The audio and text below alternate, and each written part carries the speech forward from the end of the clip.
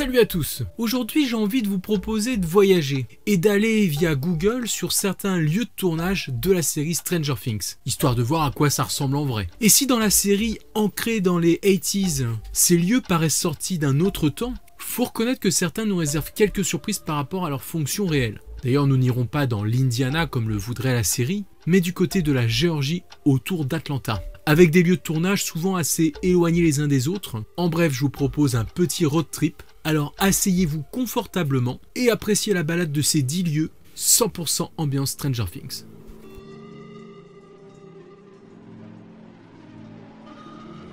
On commence au sud d'Atlanta avec les fameuses écoles Middle et High School Dawkins, le carrefour de la série dans ses 2 premières saisons. Elles se situent toutes deux sur la même enceinte, celui d'une école anciennement connue sous le nom de Patrick Henry High School et fermée en 2015 à cause de frais d'entretien dispendieux. C'est ce lieu que les showrunners ont pris d'assaut pour créer leur collège et lycée de Hawkins. Bon, le lieu ne paye pas de mine comme ça, mais rapprochons-nous un peu. Et là de suite, je pense que ça vous parle un peu plus avec les inscriptions. Vous aurez donc reconnu ici le gymnase. Et en fond, probablement l'entrée du lycée, je pense, si on regarde par rapport aux photos. Ah, on peut pas se rapprocher plus. En tout cas, un endroit emblématique qui nous est de suite familier. Mais continuons notre route. Et cette fois, allons au sud-ouest en bordure d'Atlanta. S'il y a bien un lieu emblématique justement, ce serait la maison des Wheeler avec la fameuse cave où les jeunes jouent à Donjons et Dragons. Et on la retrouve au bout de cette impasse dans un quartier authentique style années 70. Je suis sûr que d'ici vous la reconnaissez direct. Alors on va se placer devant, voilà. Ah ouais, avec la parcelle de terrain en premier plan, ça ne fait aucun doute.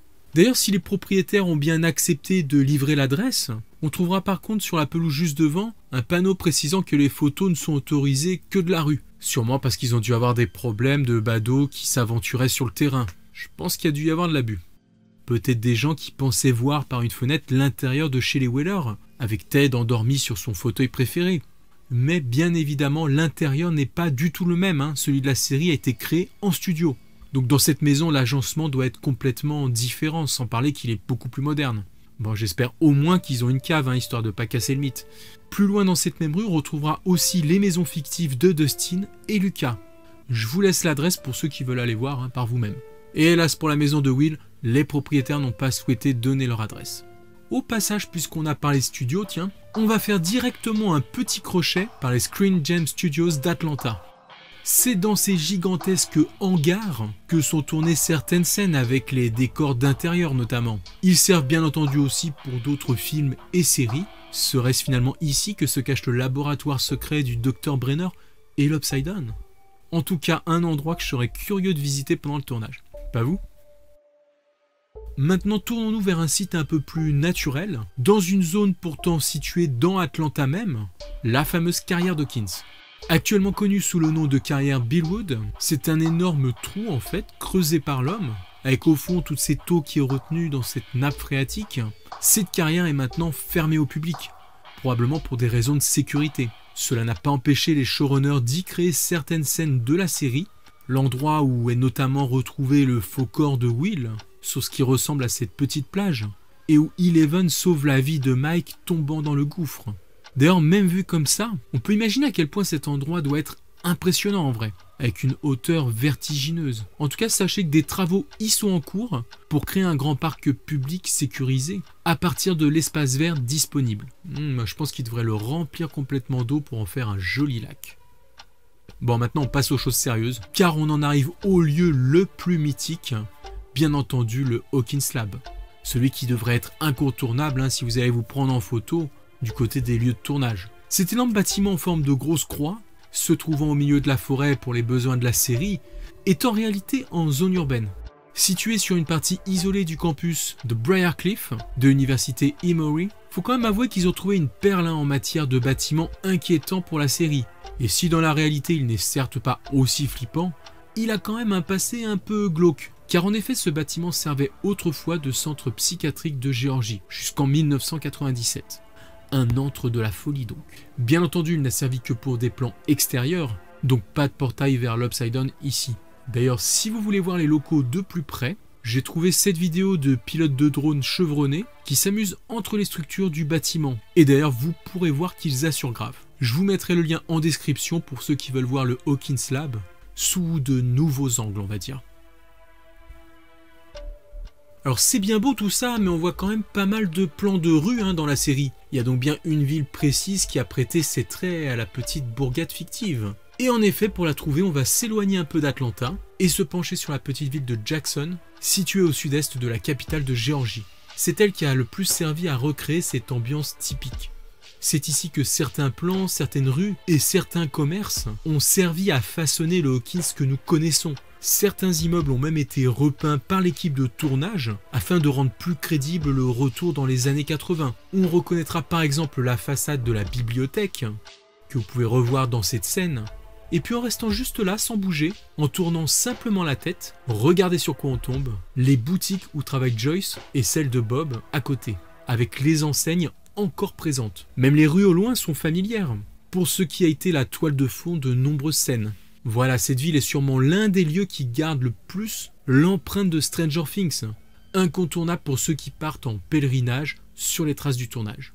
Maintenant, si vous voulez vous perdre dans les bois de la série, c'est du côté de Georgia International Horse Park qu'il faudra vous tourner, sur cette petite parcelle de forêt là. Alors pour l'histoire, elle a été utilisée pour l'épreuve équestre des JO d'Atlanta en 1996, et on dirait pas comme ça, mais c'est un immense parc de 566 hectares en fait. C'est notamment ici qu'a été construit le Castle Byers, qu'on devrait revoir dans la prochaine saison, et que la plupart des scènes de bois ont été tournées. Alors je dis la plupart, car la fameuse scène sur la voie ferrée a été tournée un peu plus loin, à Stone Mountain Park. Bien qu'avec un peu de relief, on reste dans un cadre assez similaire, avec en plus ces fameuses voies ferrées qui traversent la forêt sur plusieurs kilomètres. On revoit Steve en train de discuter avec Dustin, lui donnant quelques conseils pour assurer avec les filles. Et ouais, ça paraît tout con comme ça, mais c'est la recherche minutieuse de ces lieux précis pour le tournage qui a aussi bien contribué après à l'immersion du téléspectateur. En tout cas, là encore un cadre qui est devenu maintenant un classique de la série. Étape suivante à Douglasville, à l'ouest d'Atlanta, pour partir à la recherche de la salle d'arcade. Bon alors, je préfère vous dire tout de suite, j'ai pas trouvé. Et en tout cas, c'est pas à défaut d'avoir cherché et sillonné les rues. Tiens, là il y a aussi une carrière. Mais en revanche, j'ai quand même quelques images. Alors, est-ce que vous devinez quel établissement a été transformé en haut lieu de la saison 2 ? Eh ben accrochez-vous parce qu'ils se sont servis d'un vieux local de laverie automatique abandonné. Ah, ils avaient quand même de l'imagination pour le transformer en point de rendez-vous des gamers des années 80. Et pourtant avec la peinture flashy et le gros panneau lumineux à l'extérieur, on peut dire que ça marche du feu de Dieu. Bon, sachant que le panneau arcade a été retiré après. En tout cas un lieu à la base improbable qui est passé dans la série comme une lettre à la poste, grâce à quelques travaux et beaucoup d'imagination.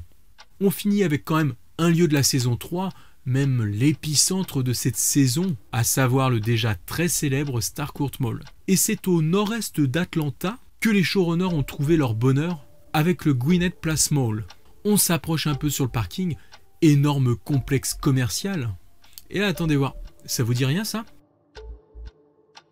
Bingo, on tombe droit sur l'entrée principale, celle-là même qui est représentée dans la série, bon, à part l'enseigne. Pour la petite histoire, c'est un vieux centre commercial des années 80.